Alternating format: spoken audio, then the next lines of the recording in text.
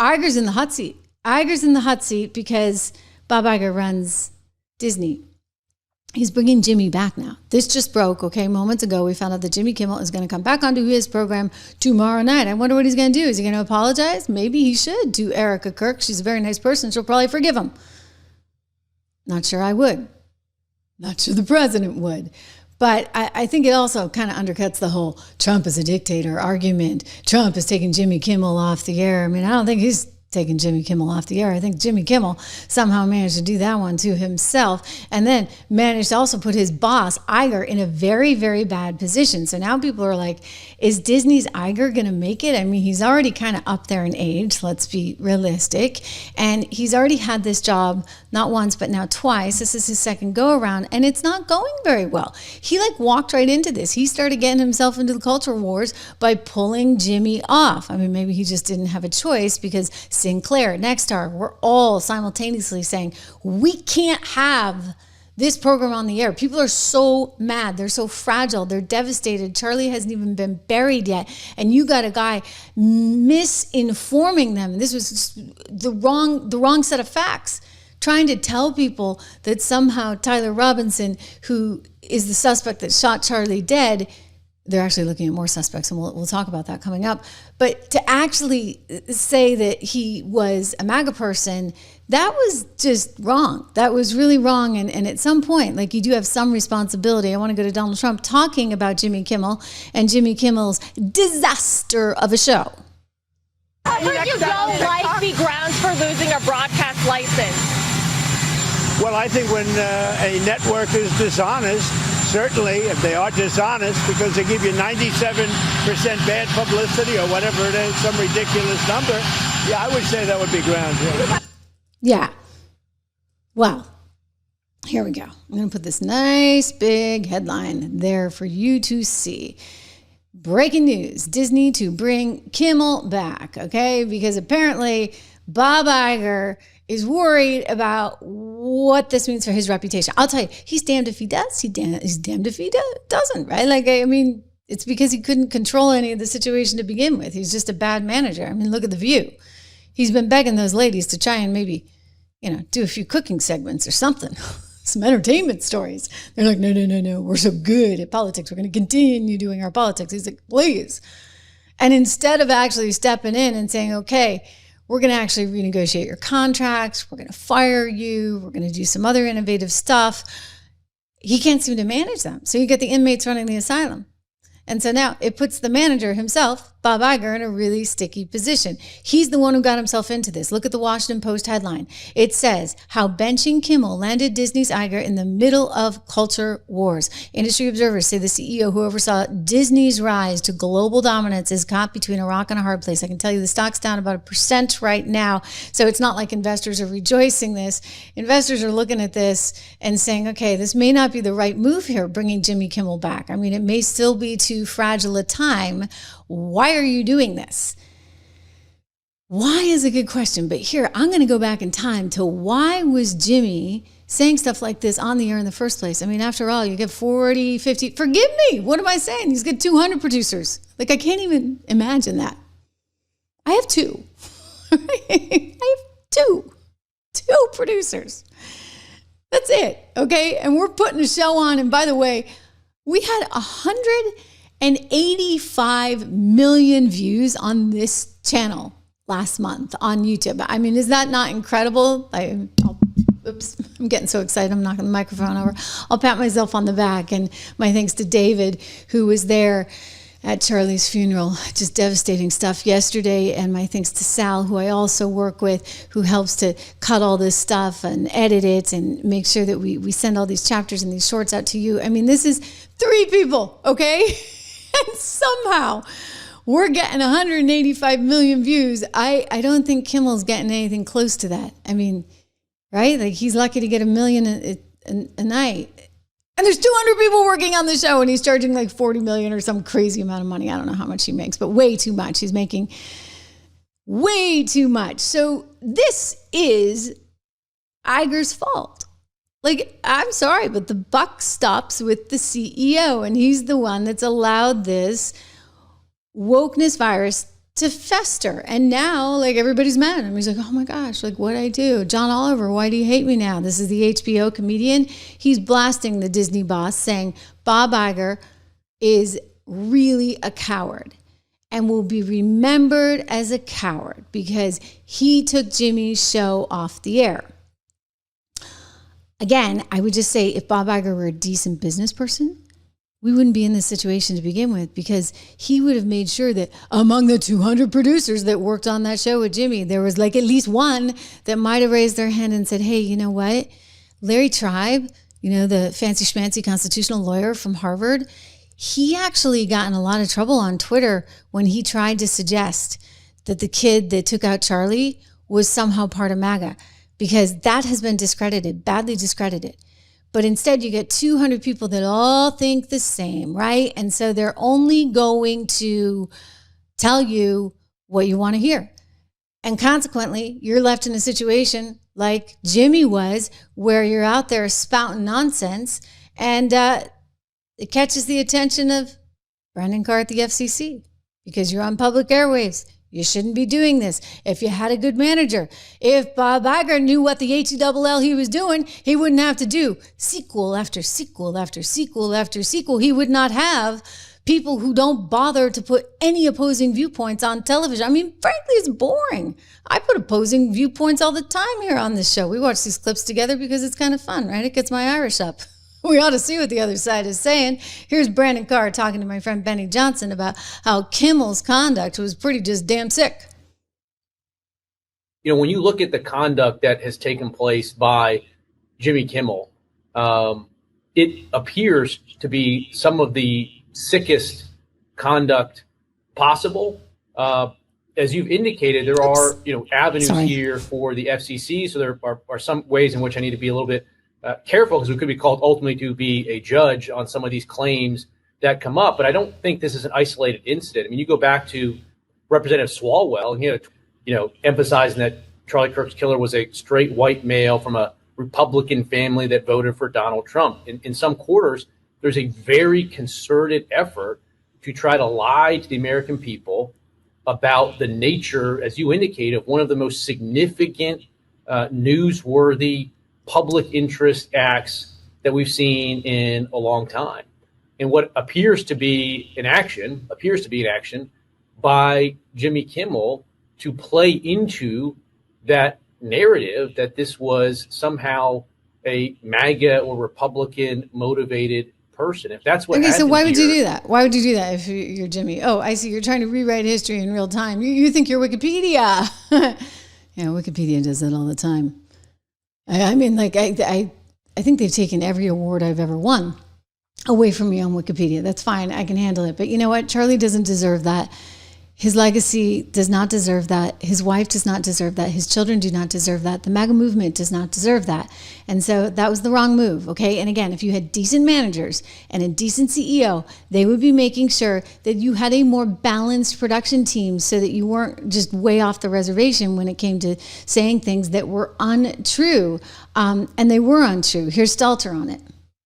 Kimmel was expressing what we've heard some other liberals say in recent days, that the motives are unclear and that maybe the suspect in this case was a Republican or was some sort of far-right fringe figure. Okay, so you see how the CNN guy, who's supposed to be their media reporter, is trying to justify what Kimmel was saying? There's no way you can justify that because, again, like, we're in the news business here, okay? And that was, I'm sorry, Jimmy, you may be a comedian, but you just can't actually say things that are so flat out wrong on FCC airwaves, publicly controlled airwaves. So he, by the way, Brian Stelter, otherwise known as Mr. Potato Head or Humpty Dumpty, I get them confused, I can't remember, but whatever it is, he's got quite a look going on.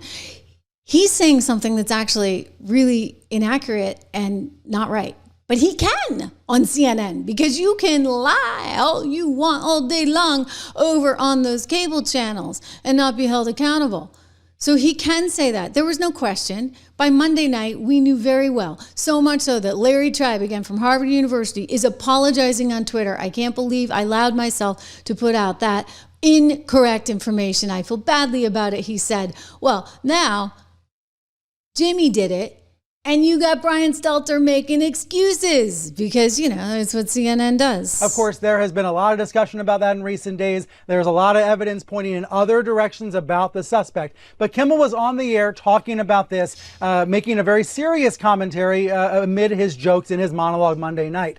Here's where it became interesting earlier today. The FCC chairman, Brendan Carr, went on a far-right webcast and condemned Kimmel and urged... Is it really far-right? Do you have to call it far-right? Whatever. ABC to suspend him. He also talked about possible regulatory punishments of Disney because there are lots of different stations that have licenses with the FCC. Okay, so in Brian Stelter's view, that is exactly then why Disney decided to pull the plug. But that's actually not really the case. What actually happened was all these people started calling their local channels, and that was a big deal. So then Nexstar got concerned and Sinclair got concerned, and they're like, this is too raw, this is wrong. We can't have him saying this at a time like that.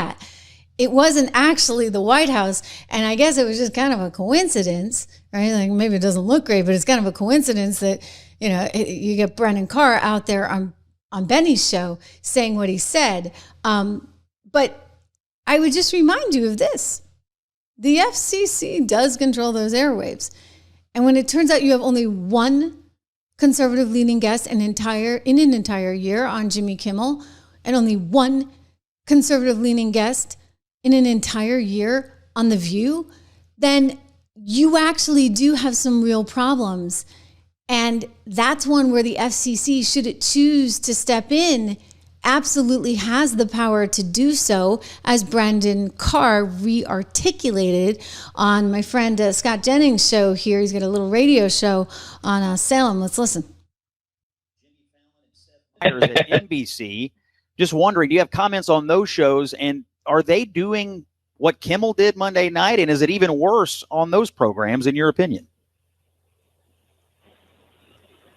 Well, if you can be unfunny, that's fine. And a lot of people are sort of saying that, well, people are punishing Kimmel because they don't like a joke that he told. But, you know, we don't need to rehash it here. But obviously what he said was not a joke. It wasn't presented at all that way. But when you look at these other TV shows, what's interesting is the FCC does have a rule called the equal opportunity rule, which means, for instance, if you're in the run-up to an election, you have one, partisan elected official on, you have to give equal time, equal opportunity to the opposing partisan politician. So far, so good. But there's an exception to that rule called the bona fide news exception, which means if you are a bona fide news program, you don't have to abide by the equal opportunity rule. And over the years, the FCC has developed a body of case law on that and has suggested that most of these late night shows, other than SNL, are bona fide news programs. And potentially, I would assume, you can make the argument that The View is a bona fide news show. But I'm not so sure about that. And I think it's worthwhile to have the FCC look into whether The View and some of these other programs that you have still qualify as bona fide news programs and therefore exempt from the equal opportunity regime that Congress has put in place. Got about 30 seconds. Yeah. So I would just say that the FCC has the upper hand on this one. I mean, without a doubt. I mean, just look at what The View has done. Again, we saw only one right-leaning guest. And then here's the information on Jimmy Kimmel. Jimmy Kimmel hosted just one right-leaning guest in past, it wasn't a year. It was 3 years. I mean, he went an entire 3 years with no one on the right. He had actor James Woods on. At some point, apparently came with a whole bunch of strings attached. James Woods tweeting out on X about this today. I mean, for goodness sakes. And so they've had all these negotiations going on all weekend. And somehow Bob Iger thinks it's best for his own hide to bring Jimmy Kimmel back to the air. So Jimmy Kimmel will continue to do really poorly. He can't be in a situation where he only brings on one conservative guest. I mean, these guys over on The View, they had one conservative guest in a year. I don't know about 3 years, but Media Research Center reported they only have one conservative guest in an entire year. They have some conservatives on the show, but they're never Trumpers, so they don't really count, do they? All of you. Talking about you and us. He's not going to say, oh, you're with a white guy, I'm going to keep you from being deported. No, he's going to deport you and put the white guy with someone else. The man is out there. He's also Yeah, whatever. I was just going to change that lower third to say view under investigation. And again, breaking news, Jimmy Kimmel. Jimmy's returning. Jimmy returns to ABC. Well, that'll be interesting to see what he says. The expectation is he ought to give some kind of apology, at least, right, to Erica Kirk and to Charlie's memory. It was kind of atrocious. And again, I would just remind him, he can do that show on MSNBC. He can't really do that kind of show on FCC Airways. I know this is a little inside baseball, but you know what? I've worked in network TV, I've worked in cable TV, and I now work here, hallelujah, in streaming. I don't have to answer to anyone. It's actually really, really great. But I would say this, Greg Gutfeld does a show that's very conservative on Fox. There's no reason that Jimmy couldn't do the same thing on MSNBC, especially now that MSNBC is being spun off into Versant before the end of the year so that they won't have anything to do with NBC proper, right? Comcast is like, man, get away, get away, get away. Anyway, here's Greg talking about the issue. NBC yanked Jimmy Kimmel off the air. And now, as much as I'd like to take credit, his demise was caused by another asshole, one named Jimmy Kimmel. He's gone indefinitely, which is like saying Amelia Earhart's flight is delayed.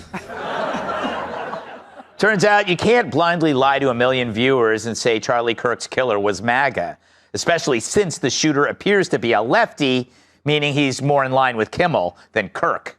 Perhaps that's why Kimmel said this. We had some new lows over the weekend with the MAGA gang desperately trying to characterize this kid who murdered Charlie Kirk as anything other than one of them and doing everything they can to score political points from it. Censorship? I don't think so. After all, you do have a right to be wrong, but your boss also has a right to suspend you when you deliberately do so. And Jimmy meant to mislead his viewers at the worst possible time to do it. And the FCC's job is to oversee the three networks, which are finite public goods, so it's a privilege and not a right. And he can always peddle his bile elsewhere. He could on cable. Or, by the way, streaming. I'd welcome the competition right over here on YouTube. I'd see if anybody, he really is talentless. Do you know I watched an old episode of Entourage last night? It's kind of a raunchy show, actually. I don't think I ever realized it a zillion years ago when I first was watching it, but I was like, whoa, once you have kids, you listen to things differently. But anyway, I would just, he had like this little cameo in the show, and boy, he was kind of a drip. Like he was a drip in the show on Entourage, and he's kind of a drip on his actual show. And the reality is, like, somehow he's nice to somebody. He got that gig and he's held on to it, and amazingly has managed to still hold on to it. But, Maybe Bob thinks that this is the best way to preserve his own career, Bob Iger. I would say that, listen, Jimmy Kimmel should be done. Jimmy Kimmel does not deserve to be in that late night position because no one watches him. Number one, he has 200 producers running around that can't bother to actually find out exactly what the real intel was on the suspected shooter. And he tries to present something as fact when it's entirely fiction because it serves his narrative. According to the Hollywood Reporter, do you know that the real reason why Dana Walden and Bob Iger would not allow him to go back on the air was because he apparently intended to double down on that narrative, a narrative that had already been disproven. And so while I'm all for free speech, like let's have some recognition of the fragility of the country. For one thing, half the country actually loved Charlie Kirk. Half the country voted for Donald Trump. Every night you're piping into everybody's homes and half the country doesn't like what you're talking about. So maybe you ought to work at a network that is designed for half the country as opposed to the network that is designed for everyone. Meanwhile, you've got a boycott underway, and this is, I think, what really started to scare one Bob Iger as he's looking at whether or not he can hang on to his job, because we've seen these things before, right? These boycotts, they take on lives of their own. You had Bud Light, you had Target, you have Office Depot because the worker at Office Depot was refusing to so much as print a flyer saying that a community was having a vigil for Charlie Kirk the day after he died. I mean, she said, oh, we're not going to print hate speech. Come on. So people are boycotting Office Depot, they've boycotted Bud Light, and they have boycotted Target. So the last thing that Bob Iger wants, right, is a boycott over Disney. And yet we're seeing all this pressure mounting for this boycott to happen. And what's interesting to me is it was coming from both sides, okay? This is not just something that was coming from one side. I can understand the MAGA people being like, okay, we're not going to watch Disney. We're not going to watch ABC. We're not going to take our kids to Disney World. We're not going to go to a Disney movie. But this was actually coming from both sides because the left was like, what are you doing? How could you take off Jimmy? I mean, they were more concerned about Jimmy coming off the air than they ever were about poor Charlie Kirk, 31 years old, father of two, getting shot in front of a crowd, assassinated, taken out in a political assassination. That to me is really troublesome. They are more worked up about Jimmy than anything else. On top of which, you know, the guy has a lousy show. I'm sure that they were psyched to get rid of him anyway because he's coming up on a contract. He's costing them a lot of money. And Jimmy, if he's any good, can come on over here and see if he can give me a run for his money, okay? I'm not a comedian, though, so we're in a different genre. We'll see how he does, right? Again, this actually requires real talent because you guys don't have to be here. This is not appointment TV. In fact, I got to actually set a regular time, right? That would be very helpful. Then we could have appointment streaming, but you're relying on something else entirely. I'm relying on something else entirely. And it's very pure. It's very transparent. It's very organic. And I thank you for that. If you haven't gone to check out my other company, 76 Research, please do that. 76research.com. We actually have a new piece coming out. I will tell you, we were talking a little bit about Oracle. It was one of our greatest picks this year. We told you guys to buy it. If you did, you made a ton of money. And there are some ancillary stocks around it. And we had some pieces in recent days that we published. You get all of them if you sign up for $1, DOLLAR for the first 2 months. It goes to $9.95 thereafter. But I haven't been talking about this a lot, only because out of respect for Charlie, it just didn't feel appropriate.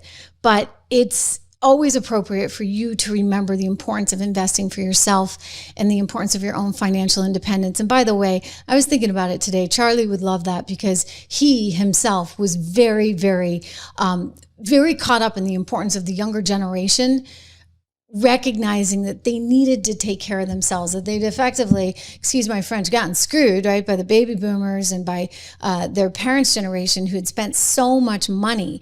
And even if you're a baby boomer, even if you are Generation X and you're watching this, I think you still have the same things that you got to be looking out for yourself. So we have made a lot of really good picks that we're very, very proud of.